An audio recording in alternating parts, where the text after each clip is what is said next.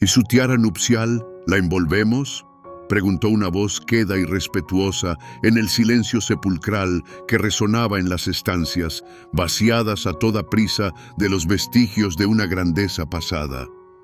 En el aire flotaba un olor a lluvia, a miedo y al final de toda una era. La depuesta emperatriz Eugenia, la última de Francia, alzó sus ojos anegados en lágrimas, en los que aún se reflejaba el brillo de miles de velas palaciegas, y respondió con amargura: «No, en realidad, nunca me perteneció». Consigo, al exilio, se llevaba joyas personales, prendas de amor y recuerdos. Pero aquella, la más emblemática, la más amada, la tiara de perlas, regalo de su prometido para la boda, debía quedarse. No pertenecía a la mujer, sino a la corona. A la corona, esa misma que con tanta crueldad había rodado de la cabeza de su esposo. Para comprender la hondura de esta pérdida, sin embargo, debemos regresar al día en que ella contempló por primera vez este tesoro, el día en que su destino quedó sellado para siempre con el del Segundo Imperio francés. Eugenia de Montijo, una condesa española de belleza deslumbrante, cuya gracia y porte cautivaban a las cortes europeas, se había resistido durante mucho tiempo a los cortejos de Luis Napoleón Bonaparte. Él no era rey por derecho de sangre, sino un aventurero, sobrino del Gran Corso, un presidente de la República que, tras un golpe de Estado, se había autoproclamado emperador Napoleón III.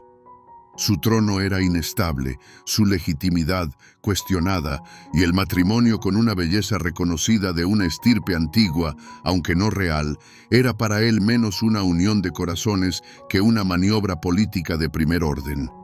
Eugenia, por su parte, no sentía amor por él, pero rechazar al hombre que sostenía en sus manos el destino de Francia era prácticamente imposible. Y así aceptó, asumiendo su papel con dignidad y una fría determinación. El regalo de bodas, en el año 1853, debía eclipsar todo lo que Francia había visto hasta entonces. Debía ser una declaración del poder, la riqueza y el gusto del nuevo imperio, llamado a revivir la gloria del primero. Cuando Eugenia levantó la tapa del macizo estuche de terciopelo, firmado por el célebre joyero Alexandre Gabriel Lemonnier, se quedó sin aliento. Dentro, sobre un lecho de seda color crema, reposaba un universo de perlas.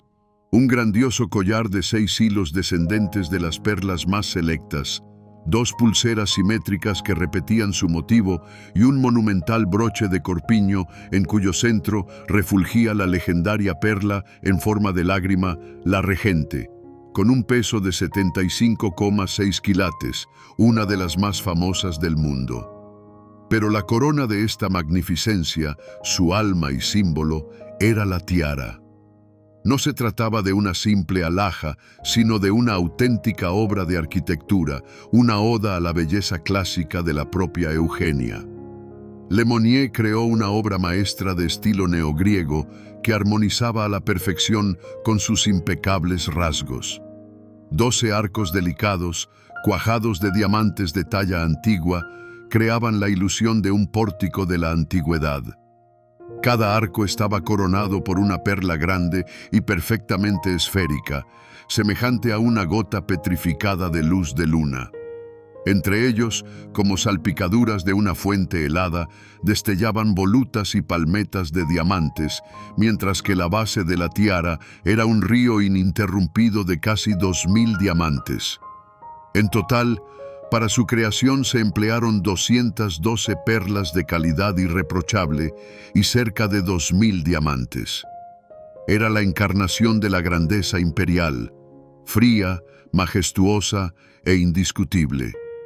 Sin embargo, el genio de Lemonnier no residía solo en la creación de una nueva forma, sino en su habilidad para insuflar nueva vida a gemas antiguas y legendarias. Napoleón III, en su afán por subrayar la continuidad de su poder, ordenó que para el aderezo de Eugenia se utilizaran perlas y diamantes del tesoro de Francia. Aquellas gemas eran testigos mudos de los apogeos y caídas de las dinastías anteriores.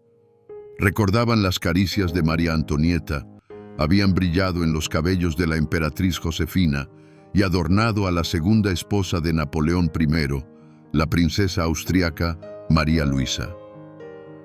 La tiara de Eugenia estaba, literalmente, tejida con los fantasmas del pasado. Fue precisamente con María Luisa que comenzó la historia de este tesoro de perlas. Napoleón Bonaparte, obsesionado con la idea de fundar una dinastía, se divorció de su apasionadamente amada pero estéril Josefina y se casó con la hija del emperador de Austria. María Luisa era joven, altiva y no ocultaba su desprecio por aquel marido advenedizo y su corte. Intentando ganarse su favor, borrar de su rostro su perpetua expresión de agrio desdén, Napoleón la cubrió de joyas. Quería superar incluso a su primera esposa, Josefina, quien era un reconocido icono de estilo y poseía un gusto impecable, llegando a comprar en subastas hasta las joyas confiscadas a la ejecutada María Antonieta. Así, para María Luisa se creó el primer gran aderezo de perlas, que incluía una tiara, un collar de 408 perlas, peinetas, pendientes y pulseras. Pero ni siquiera aquellas montañas de perlas lograron derretir el hielo austriaco de su corazón, y cuando el imperio se derrumbó, abandonó Francia, dejando atrás las alhajas como si fueran la carga de una gloria ajena. Regresaron, una vez más, a las arcas del Estado. Y he aquí la ironía del destino. Tras la restauración de la monarquía, el nuevo rey, Luis XVIII de Borbón, hermano del guillotinado Luis XVI, regala estas mismas perlas a su sobrina, María Teresa de Francia, duquesa de Angulema. Era la mismísima Madame Royale, la única hija superviviente de María Antonieta y Luis XVI, una mujer cuya infancia transcurrió en la celda de la prisión del Temple, donde perdió a toda su familia. Resulta difícil imaginar qué sentiría al lucir las joyas que un día pertenecieron a los enemigos de su estirpe, a los usurpadores del trono de su padre, y que posiblemente contenían incluso gemas que habían rozado el cuello de su madre antes del cadalso. Pero la historia de Francia, cual péndulo, volvió a oscilar, y tras una nueva revolución, estas joyas reales fueron desmontadas y sus elementos, ocultos en el tesoro, a la espera de un nuevo soberano lo suficientemente audaz para reclamarlas. Y ese soberano fue Napoleón III. Ordenó a Lemonnier no solo que copiara los diseños antiguos, sino que creara algo completamente nuevo, digno de su bella Eugenia. La tiara debía convertirse en el símbolo de la solidez y el esplendor de su reinado. De este modo, de los fragmentos de monarquías caídas nació una nueva leyenda, y la emperatriz Eugenia la aceptó con orgullo, sin saber que los hilos invisibles del destino ya la estaban atando a sus predecesoras. Adoraba esa tiara. Posó con ella para el gran retratista Franz Xaver Winterhalter. Los mejores maestros de la época la inmortalizaron con ella, y la lució en los bailes más suntuosos de las Tullerías y en las recepciones de Estado, donde su belleza, realzada por el frío resplandor de las perlas y los diamantes, deslumbraba a embajadores y monarcas. La tiara se convirtió en una parte indisociable de su imagen pública, un símbolo de la fête imperial, la fiesta imperial, como se apodó a aquella era de lujo desenfrenado, grandiosas reformas en París y celebraciones fastuosas. Probablemente jamás se le pasó por la cabeza que las gemas de reinas y emperatrices depuestas pudieran portar el eco de sus desdichados destinos. Pero el brillo del Segundo Imperio resultó ser efímero, y el estruendo de los cañones prusianos en Sedan en el año 1870 se convirtió en el toque de difuntos no solo para el reinado de Napoleón III, sino también para la era resplandeciente de la emperatriz Eugenia. El emperador cayó prisionero y en París estalló la revolución. Una multitud enfurecida se dirigió al Palacio de las Tullerías. Eugenia se vio obligada a huir para salvar la vida, disfrazada con un vestido sencillo y con la ayuda de su dentista estadounidense. En medio de aquella confusión, al despedirse de su vida pasada, fue cuando pronunció aquellas palabras, negándose a llevarse la tiara.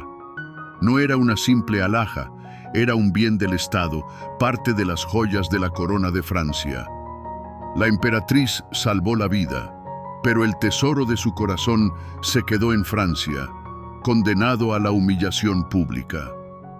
La nueva Tercera República, deseosa de erradicar hasta el recuerdo mismo de la monarquía y el imperio, tomó una decisión radical: vender la mayor parte de las joyas de la corona.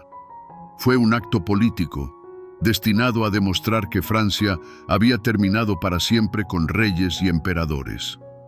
Antes de la subasta, en 1878, la tiara fue exhibida en la Exposición Universal de París como una curiosa pieza de un régimen caído.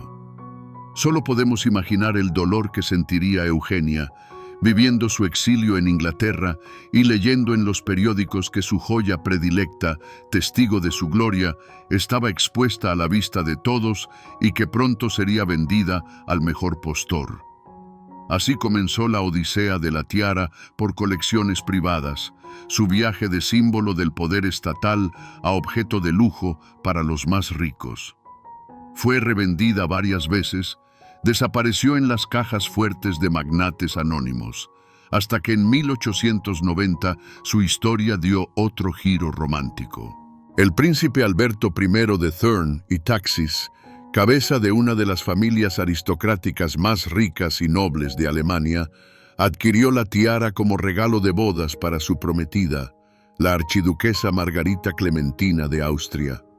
De nuevo una boda, de nuevo una tiara como símbolo de amor y estatus.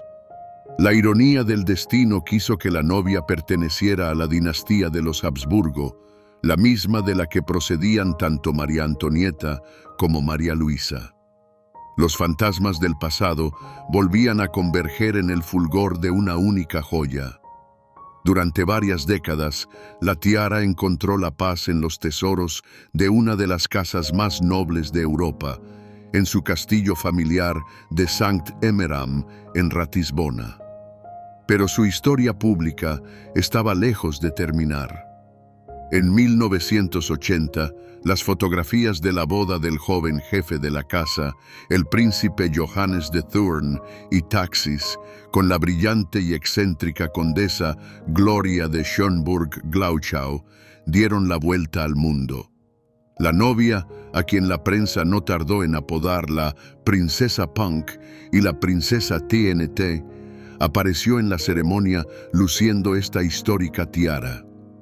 El contraste era sobrecogedor.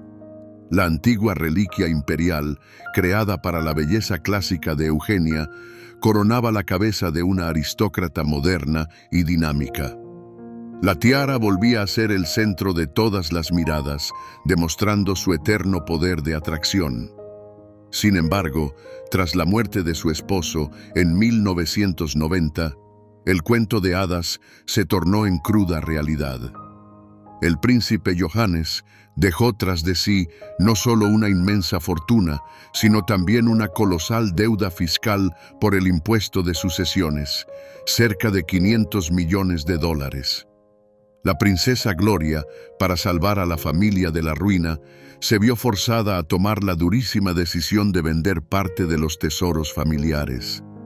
En 1992, en una subasta de Sotheby's en Ginebra, entre otros lotes, reapareció la tiara de perlas de la emperatriz Eugenia. Los coleccionistas del mundo contuvieron la respiración, preparándose para la batalla por el legendario artefacto. Pero en esta ocasión, En la subasta se hizo presente una fuerza mucho más poderosa que el dinero de cualquier coleccionista, el orgullo nacional de Francia. Un grupo de mecenas, reunidos en la Sociedad de Amigos del Louvre, decidió que aquella reliquia, testigo de tantas páginas dramáticas de la historia francesa, debía regresar a su patria. Reunieron la suma necesaria y compraron la tiara, adelantándose a todos los compradores privados. El círculo se había cerrado. Regresó a casa, pero ya no como propiedad de un monarca, sino como patrimonio del pueblo, testigo de grandes triunfos y estrepitosas caídas. Hoy, la tiara de perlas de la emperatriz Eugenia se exhibe en la Galería de Apolo del Louvre, junto a otros tesoros supervivientes de la corona francesa. Ya no adorna la cabeza de una bella emperatriz, pero su brillo frío y puro narra su historia a miles de visitantes. Una historia de amor y política, de esplendor y exilio, de revoluciones y subastas. La historia de una joya que vio más que cualquier ser humano y que, habiendo sobrevivido a todas sus dueñas, se ha convertido en el símbolo eterno de una época desaparecida. Al contemplarla hoy, tras un cristal blindado, uno se pregunta inevitablemente, ¿qué es en realidad la posesión? ¿Perteneció esta tiara de verdad a alguna de las que la llevaron? ¿O fueron ellas, todas esas reinas, emperatrices y princesas, meras custodias temporales a quienes se les concedió el honor de rozar por un breve instante la eternidad, congelada en el fulgor de los diamantes y la luz lechosa de las perlas? Esta asombrosa historia es solo una de las muchas que se esconden en los tesoros del mundo. Si te ha gustado este viaje en el tiempo, danos un me gusta, suscríbete a nuestro canal y no dejes de contarnos en los comentarios qué destino de una joya legendaria te fascina más que ningún otro.